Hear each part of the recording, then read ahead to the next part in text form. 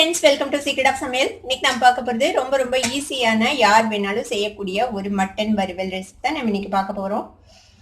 இது வந்துட்டு பிகினர்ஸ் கூட ரொம்ப சுலபமா செய்யலாம். உங்களுக்கு இது வரைக்கும் நீங்க நான்வெஜ் செஞ்சதே இல்லை அப்படின்னா கூட நீங்க இன்னைக்கு தான் புதுசா செய்ய போறீங்க அப்படின்னா கூட இந்த வறுவல் ஈஸியா நீங்க செஞ்சிடலாம். எல்லாருமே பாராட்டுற மாதிரி நீங்க செய்ய முடியும். ரொம்ப சூப்பரா இருக்கும்.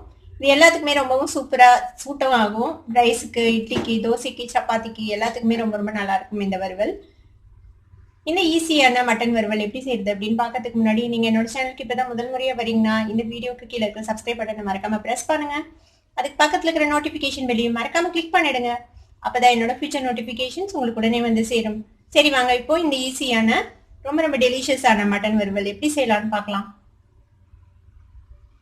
ஒரு குக்கர் எடுத்துக்கோங்க. இதுல வந்துட்டு ஒரு 300 கிராம் அளவுக்கு நான் மட்டன் வாங்கி வச்சிருக்கேன். இந்த மட்டன் பீசஸ் வந்துட்டு நம்ம இதுல போட்டுடலாம். இப்போ இது கூட ஒரு 2 டீஸ்பூன் அளவுக்கு இஞ்சி பூண்டு விழுது போட்டுக்கோங்க. இதுக்கு மசாலா பொடிகள் என்னென்ன வேணும்னா இது வந்துட்டு 3 டீஸ்பூன் மல்லித்தூள் எடுத்துருக்கிறேன், 1 டீஸ்பூன் மிளகாத்தூள். இந்த மிளகாத்தூள் ரொம்ப காரமான மிளகாய் பொடி, அதனால நான் கம்மியாக எடுத்திருக்கேன். நீங்கள் உங்கள் காரத்துக்கு தகுந்த அளவுக்கு போட்டுக்கோங்க.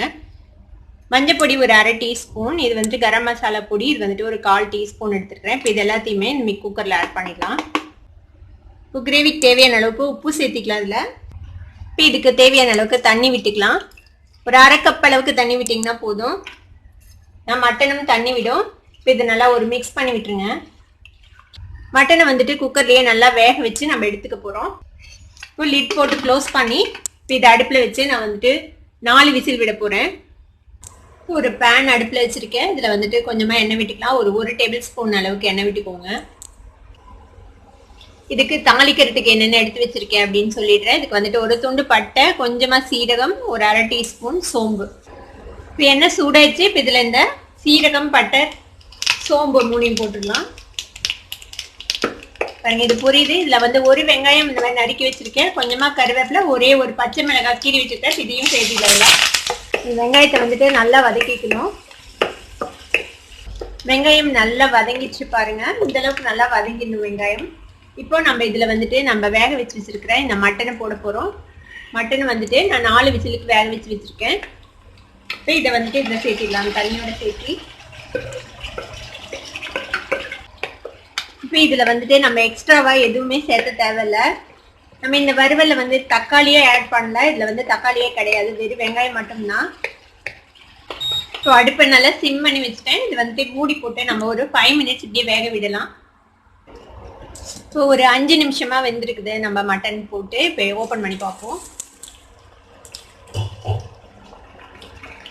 இது பாருங்க நல்லா கிரேவி கன்சிஸ்டன்சிக்கு வந்துட்டு. இது வந்துட்டு நம்ம செமி கிரேவியாக செய்கிறோம். இந்த மாதிரி கன்சிஸ்டன்சியில் எடுத்திங்கன்னா நீங்கள் இட்லிக்கு, சப்பாத்திக்கு, தோசைக்கு, ரைஸுக்கு எல்லாத்துக்குமே சூப்பராக இருக்கும். இப்போ இது இறக்கிறதுக்கு முன்னாடி கொஞ்சமே ஒரு 2 பிஞ்ச் அளவுக்கு சோம்பு தூள் சேர்த்திக்கலாம் கொஞ்சமாக.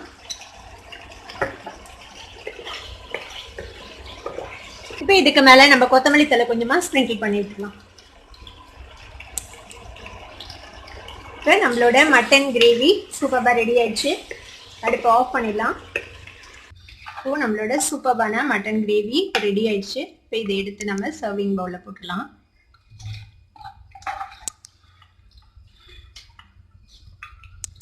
பாருங்க பார்க்கவே எவ்வளோ டெலிஷியஸாக இருக்குதுல்ல.